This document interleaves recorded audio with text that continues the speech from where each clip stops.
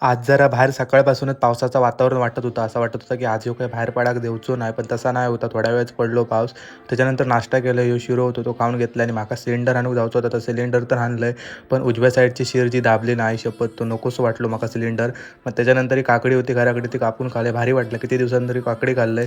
मग म्हटलं घराकडे दूध आता काहीतरी आपण बनवूया म्हणून दुधाचं मी आता मिल्कशेक बनवू. त्याच्यासाठी शेंगदाणे आणि 2 केळी आणलेले कालसून.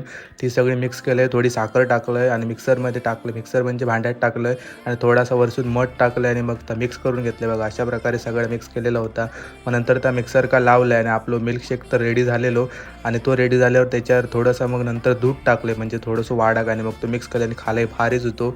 आणि ह्या मी जर गेल्या वेळी तुमका व्हिडिओत सांगितलेलं की झाड लावलेलं आहे तर मेल आता पट्टा पप्पाने टाकूनच दिल्याने. पण 2 दिवस अगोदर जेव्हा मी या झाड बघितलेलं तेव्हा तर या झाड होता आणि मेन म्हणजे जिवंत सुद्धा होता. आणि मी काय बाहेर करू गेले की ह्या पार्श्व येणार नाही असं होऊच शकत नाही.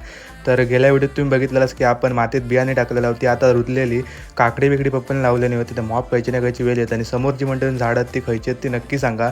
आता जर कोकणातलं कोण असत ते का नक्कीच माहीत असतात. तुमका माहीत असतात तर कमेंट करून नक्की सांगा. व्हिडिओ आवडलो असतात तर नक्की लाईक करा, शेअर करा आणि सबस्क्राईब करा.